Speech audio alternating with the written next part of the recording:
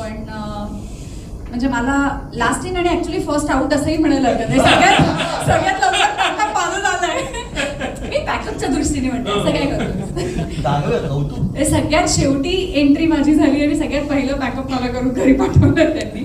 आणि दिस is because कारण माझा दौरा लागला होता आणि हे सो मला असं वाटतं की दिग्दर्शक टीम, लेखक टीम, प्रोडक्शन टीम ह्यांनाही की माझ्या अवेलेबल त्या तारखा सगळ्या मॅनेज करून त्यांनी खूप अटीतटीचं झालं होतं तेव्हा सगळं, पण त्यांनी ते सगळं केलं आणि त्यामुळे मी या चित्रपटाचा भाग होऊ शकले.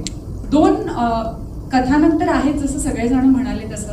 नितीन बरोबर माझा 3रा-4था सिनेमा असेल तर कम्फर्टेबल टीम तर होतीच.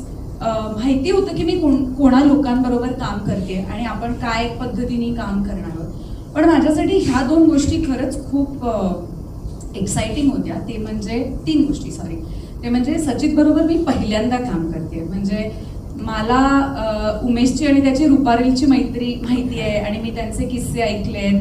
तेव्हापासून मी लहानपणापासून त्याचं काम बघत आले. म्हणजे आपण जेव्हा चित्रपट क्षेत्रात येऊ इच्छित होतो त्यावेळेला तो हिरो म्हणून काम करत होता, जो आजही करतो आहे. सो ते एक इन्स्पिरेशन होतं. ते एक खूप छान फिलिंग होतं की मला आज त्याच्याबरोबर काम करायला मिळणार आहे आणि स्क्रीन शेअर करायला मिळणार आहे. आणि म्हणजे हिच्याबद्दल मी कितीही बोललं तरी खूप कमी आहे. खूप लोकांची ती ॲक्ट्रेस म्हणून इन्स्पिरेशन आहेच, पण मला ती माणूस म्हणूनही प्रचंड आवडते. मुक्ता बरोबरचाही माझा हा 3रा सिनेमा आहे. आणि म्हणजे सगळ्यात जास्त काळ आम्ही दोघीला एकत्र घालवला.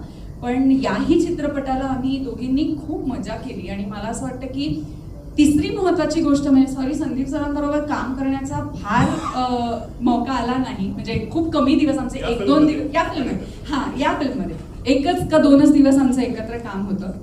पण ऑफकोर्स त्यांचंही काम कायमच इन्स्पिरेशन म्हणून बघितलेले ऍक्टर्स आहोत. सो मला या टीम बरोबर काम करायला मजा आली.